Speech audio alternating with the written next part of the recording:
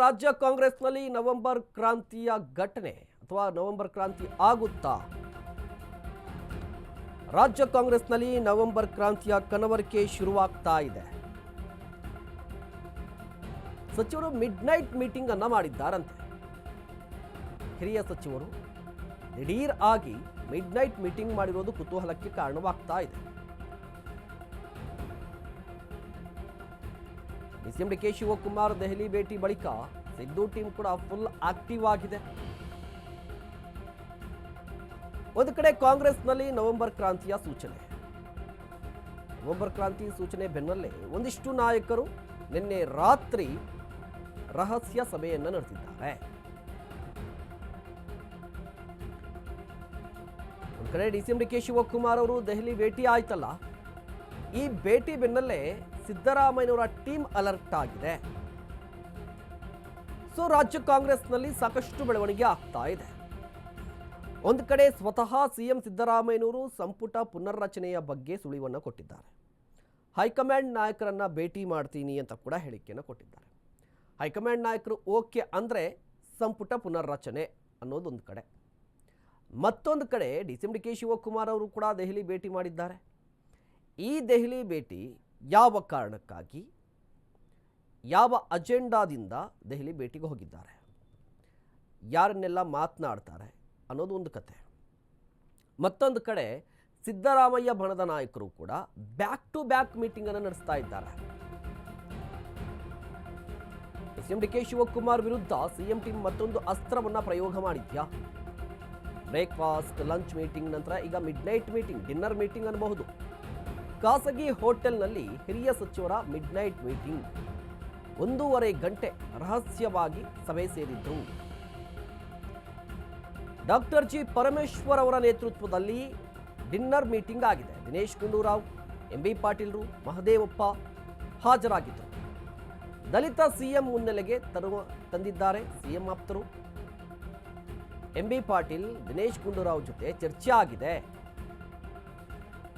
MB ಪಾಟೀಲ್ರು, Dinesh Gundu Rao ಇವರೆಲ್ಲರೂ ಕೂಡ CM ಬಣದ ನಾಯಕರು. ಅಂದರೆ ಕಂಪ್ಲೀಟ್ ಆಗಿ ಯಾರೆಲ್ಲ ಈ ಸಭೆಗಳನ್ನು ನಡೆಸ್ತಾ ಇದ್ದಾರಲ್ವಾ, ಇವರೆಲ್ಲರೂ ಕೂಡ ಸಿದ್ದರಾಮಯ್ಯ ಬಣದ ನಾಯಕರು.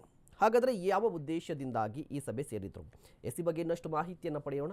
ದೂರವಾಣಿ ಸಂಪರ್ಕದಲ್ಲಿದ್ದಾರೆ ನಮ್ಮ ಪ್ರತಿನಿಧಿ ದೀಪಾ. ದೀಪಾ, ಗಮನಿಸ್ತಾ ಇದ್ವಿ ನವೆಂಬರ್ ಕ್ರಾಂತಿ ಅನ್ನುವ ಸುದ್ದಿ ಹೊರಗಡೆ ಬರ್ತಾ ಇದ್ದಂತೆ ಬ್ಯಾಕ್ ಟು ಬ್ಯಾಕ್ ಮೀಟಿಂಗ್ ಆಗ್ತಾ ಇದೆ.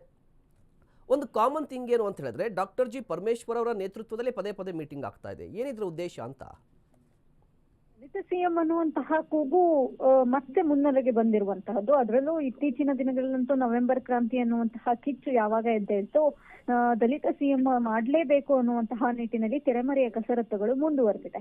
ಅದರ ಭಾಗವಾಗಿಯೇ ನಿನ್ನೆ ಒಂದು ಖಾಸಗಿ ಹೋಟೆಲ್ನಲ್ಲಿ ಒಂದು ಸಭೆಯೊಂದು ನಡೆದಿದೆ ಅನ್ನುವಂತ ಮಾಹಿತಿ ಸಿಗ್ತಾ ಇರುವಂತಹದ್ದು. ಪ್ರಮುಖವಾಗಿ ಮಹದೇವಪ್ಪ, ಪರಮೇಶ್ವರ್ ಸೇರಿದಂತೆ ದಲಿತ ನಾಯಕರುಗಳ ಜೊತೆಗೆ ಲಿಂಗಾಯತ ಸಮುದಾಯ ಮತ್ತೆ ಬ್ರಾಹ್ಮಣ ಅಂದ್ರೆ ದಿನೇಶ್ ಗುಂಡೂರಾವ್ ಜೊತೆಗೆ ಎಂಬಿ ಪಾಟೀಲ್ ನಾಯಕರು ಸೇರಿ ಒಂದು ಸಭೆಯನ್ನ ಮಾಡಿದ್ದಾರೆ ಅನ್ನುವಂತ ಮಾಹಿತಿ ಇದೆ.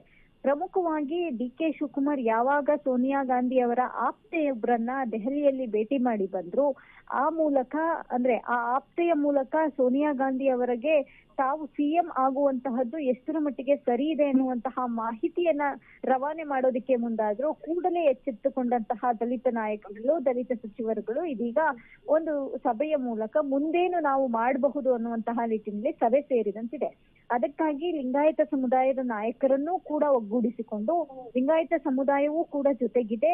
ಆ ಲಿಂಗಾಯತ ಸೇರಿದಂತೆ ಉಳಿದಂತಹ ನಾಯಕರು ಕೂಡ ಜೊತೆಗಿದ್ದಾರೆ ಅನ್ನುವಂತಹದನ್ನ ತೋರಿಸುವ ಮೂಲಕ ದಲಿತ ಸಿಎಂ ಆಗಲೇಬೇಕು ಅನ್ನುವಂತಹ ಕೂಗನ್ನ ಜೋರು ಮಾಡಿದಂತಿದೆ. ಅದರ ಭಾಗವಾಗಿಯೇ ಈ ಒಂದು ಸಭೆ ನಡೆದಿದೆ ಅನ್ನುವಂತ ಮಾಹಿತಿ ಇದೆ.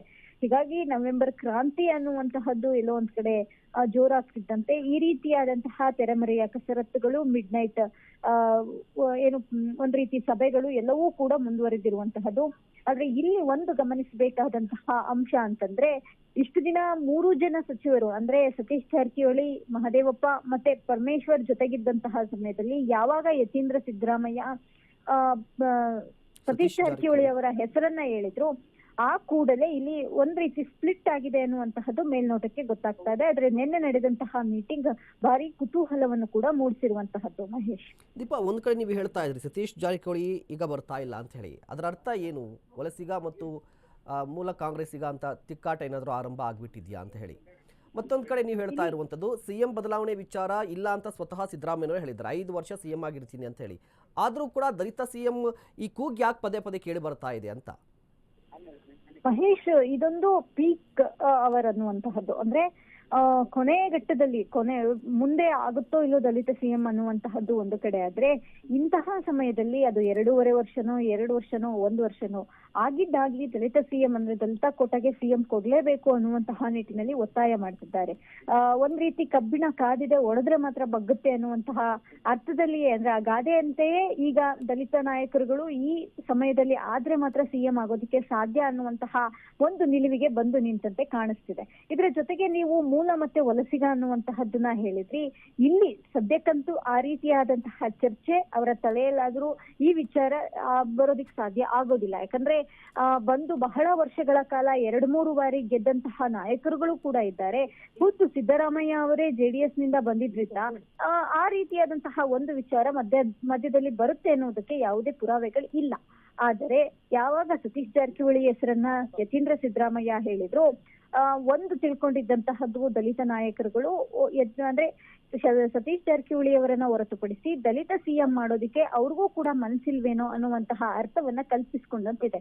ಹಾಗಾಗಿಯೇ ಈ ರಹಸ್ಯ ಸಭೆಗಳಲ್ಲಿ ಸತೀಶ್ ಜಾರಕಿಹೊಳಿ ಅವರನ್ನ ದೂರ ಇಟ್ಟು ಸಭೆ ನಡೆಸ್ತಿರೋದು ಅನ್ನುವಂತ ಮಾಹಿತಿ ಕೂಡ, ಅಂದ್ರೆ ಆ ರೀತಿಯಾದಂತಹ ಒಂದು ಚರ್ಚೆ ಇದೆ. ಹಾಗಾಗಿ ಸಹಜವಾಗಿ ಇಲ್ಲಿ ಯತೀಂದ್ರ ಸಿದ್ದರಾಮಯ್ಯ ಅವರ ಹೇಳಿಕೆ ಬಳಿಕ ಒಂದಿಷ್ಟು ಡೆವಲಪ್ಮೆಂಟ್ ಆಗಿರುವಂತಹದ್ದು, ಅದರಲ್ಲೂ ಈ ನಾಯಕರುಗಳಲ್ಲಿ ಒಡಕು ಮೂಡಿರುವಂತಹದ್ದಂತೂ ಸ್ಪಷ್ಟವಾಗಿ ಕಾಣಿಸ್ತಿದೆ. ಮಹೇಶ್, ಧನ್ಯವಾದ ದೀಪಾ, ತಮ್ಮೆಲ್ಲ ಡೀಟೇಲ್ಸ್ಗಾಗಿ.